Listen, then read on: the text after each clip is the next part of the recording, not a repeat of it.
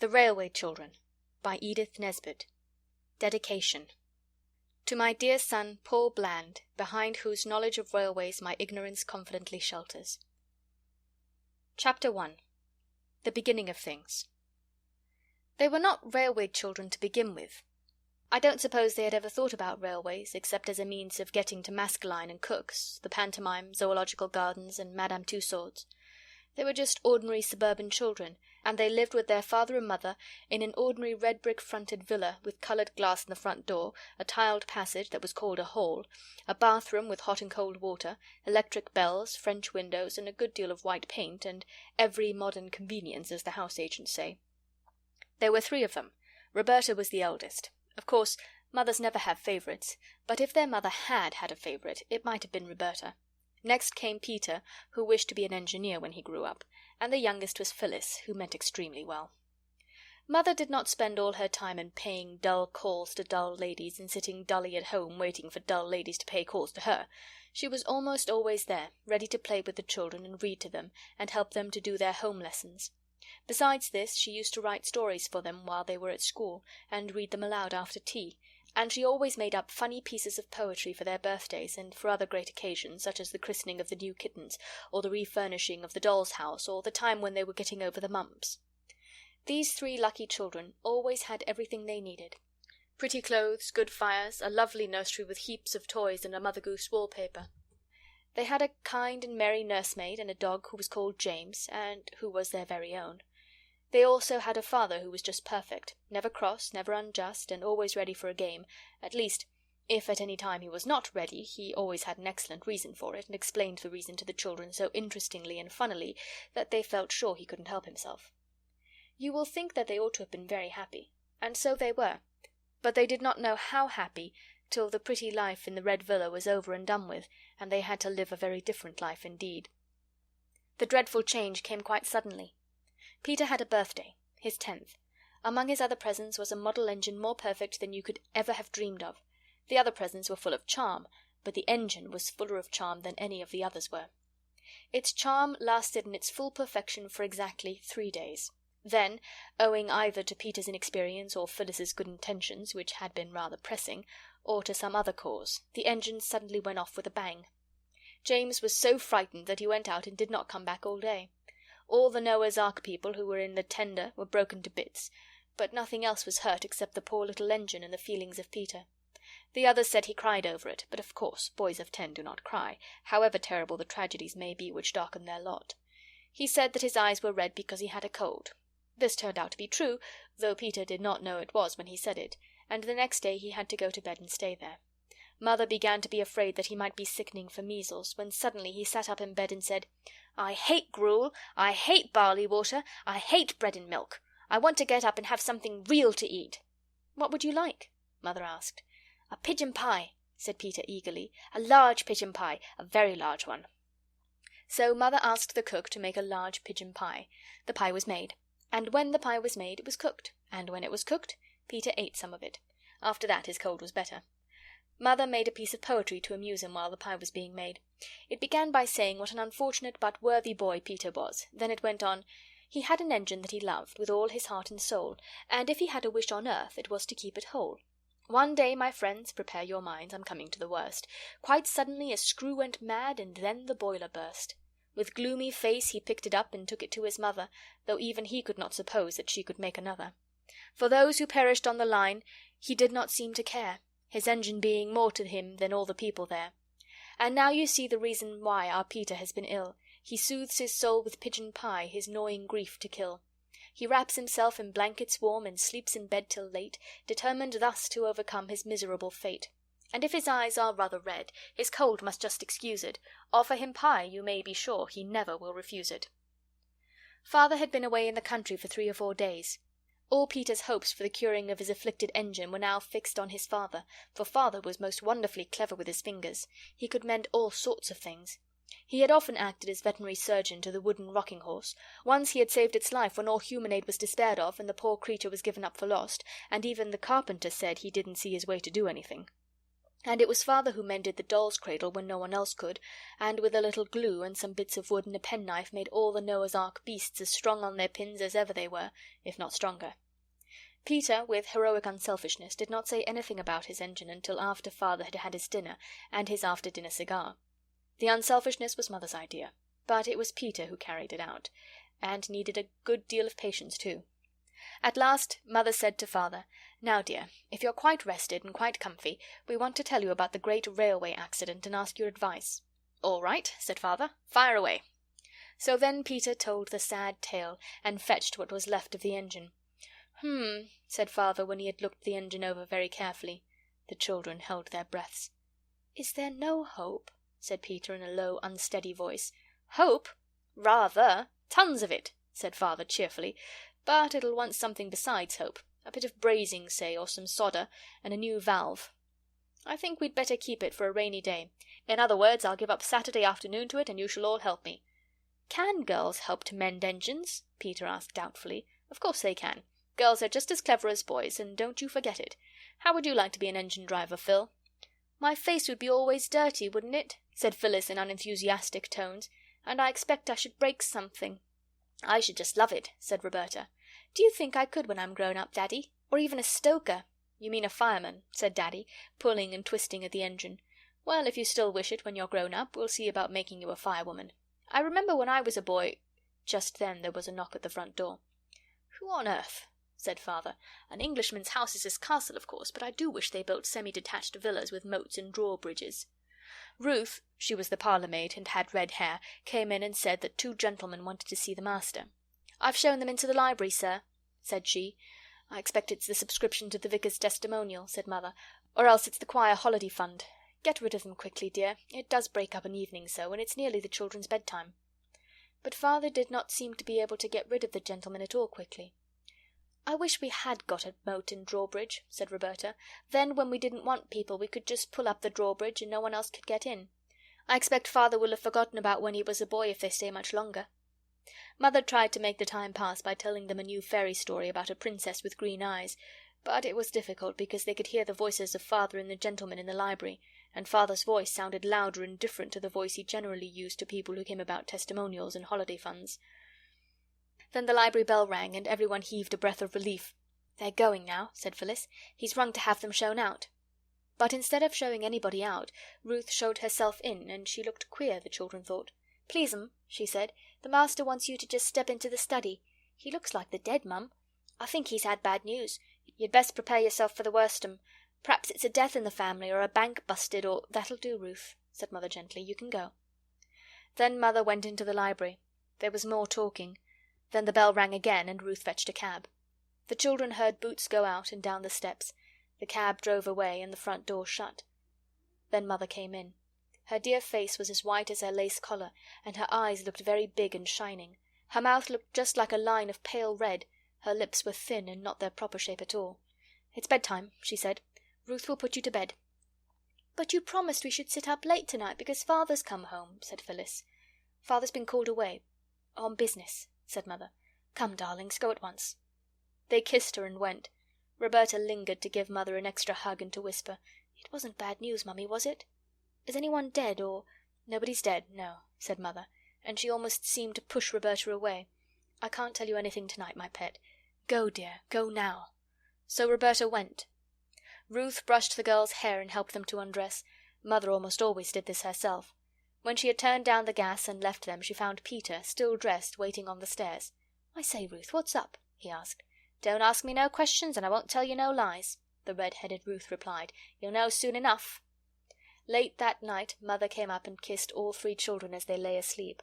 But Roberta was the only one whom the kiss woke, and she lay mousy still and said nothing.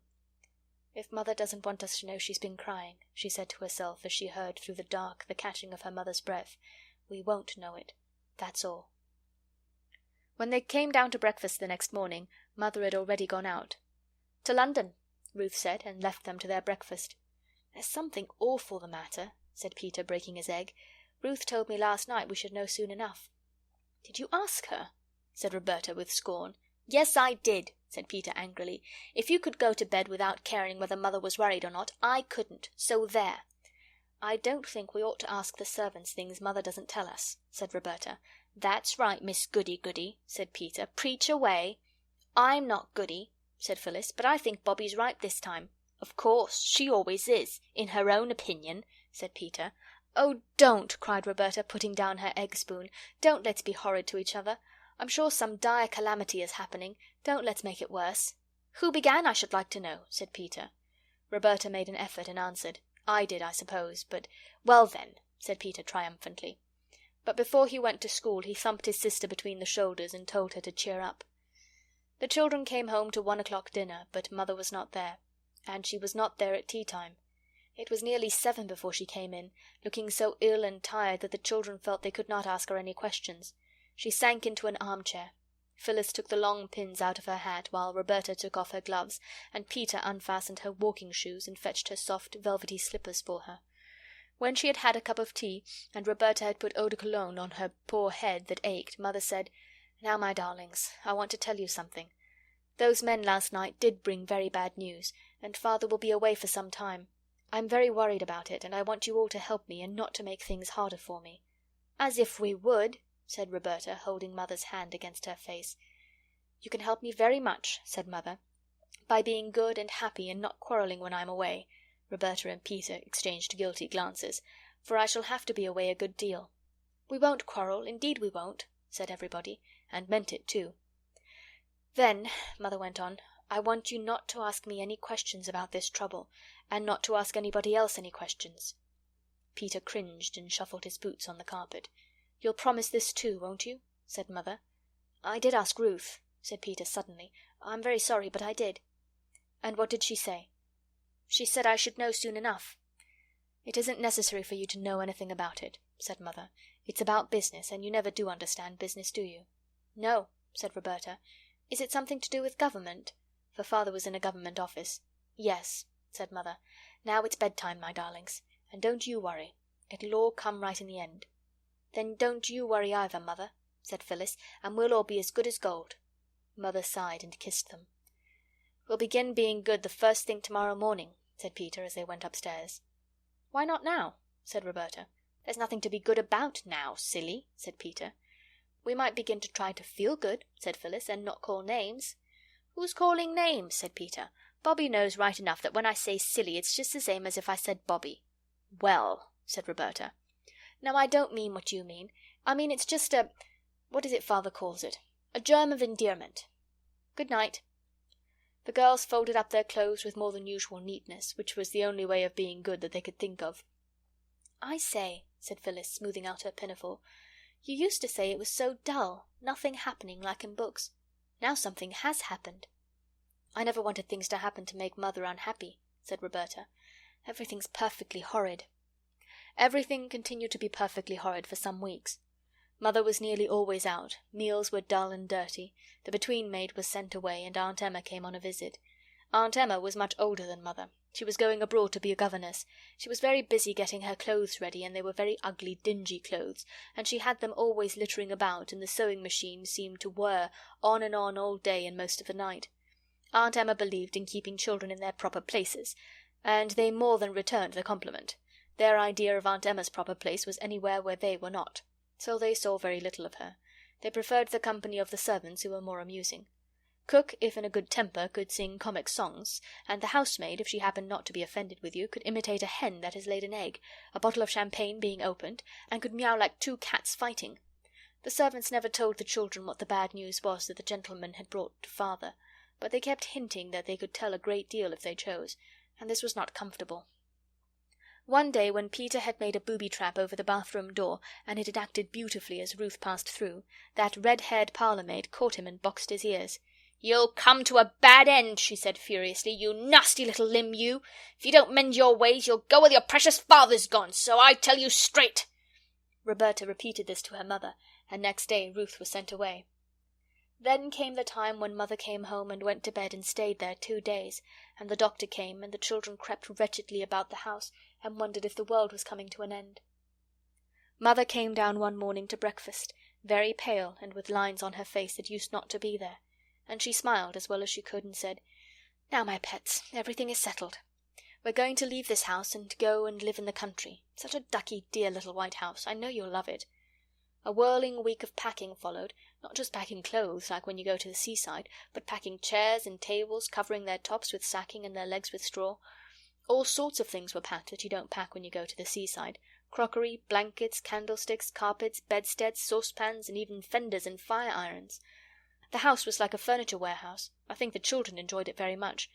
Mother was very busy, but not too busy now to talk to them and read to them, and even to make a bit of poetry for Phyllis to cheer her up when she fell down with a screwdriver and ran it into her hand. "Aren't you going to pack this, Mother?" Roberta asked, pointing to the beautiful cabinet inlaid with red turtle-shell and brass. "We can't take everything," said Mother.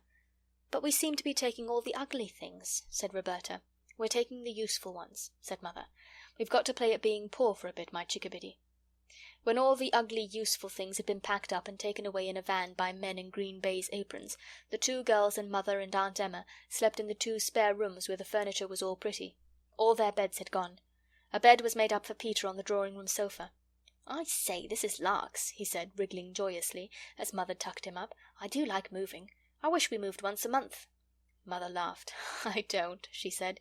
"Good night, Peterkin." As she turned away, Roberta saw her face. She never forgot it. "Oh, Mother," she whispered all to herself as she got into bed, "how brave you are. How I love you. Fancy being brave enough to laugh when you're feeling like that." Next day boxes were filled, and boxes and more boxes, and then late in the afternoon a cab came to take them to the station. Aunt Emma saw them off. They felt that they were seeing her off, and they were glad of it. "But oh, those poor little foreign children that she's going to governess," whispered Phyllis. "I wouldn't be them for anything." At first they enjoyed looking out of the window, but when it grew dusk they grew sleepier and sleepier, and no one knew how long they had been in the train when they were roused by Mother's shaking them gently and saying, "Wake up, dears, we're there." They woke up cold and melancholy, and stood shivering on the draughty platform while the baggage was taken out of the train. Then the engine, puffing and blowing, set to work again and dragged the train away. The children watched the tail lights of the guard's van disappear into the darkness. This was the first train the children saw on that railway which was in time to become so very dear to them. They did not guess then how they would grow to love the railway, and how soon it would become the centre of their new life, nor what wonders and changes it would bring to them. They only shivered and sneezed, and hoped the walk to the new house would not be long. Peter's nose was colder than he ever remembered it to have been before. Roberta's hat was crooked, and the elastic seemed tighter than usual. Phyllis's shoelaces had come undone. "Come," said Mother, "we've got to walk. There aren't any cabs here." The walk was dark and muddy. The children stumbled a little on the rough road, and once Phyllis absently fell into a puddle and was picked up damp and unhappy. There were no gas lamps on the road, and the road was uphill. The cart went at a foot's pace, and they followed the gritty crunch of its wheels. As their eyes got used to the darkness they could see the mound of boxes swaying dimly in front of them. A long gate had to be opened for the cart to pass through, and after that the road seemed to go across fields, and now it went downhill. Presently a great, dark, lumpish thing showed over to the right. "There's the house," said Mother. "I wonder why she shut the shutters." "Who's she?" asked Roberta. "The woman I engaged to clean the place and put the furniture straight and get supper." There was a low wall and trees inside. "That's the garden," said Mother. "It looks more like a dripping pan full of black cabbages," said Peter. The cart went on along by the garden wall and round to the back of the house, and here it clattered into a cobble-stoned yard and stopped at the back door. There was no light in any of the windows. Everyone hammered at the door, but no one came.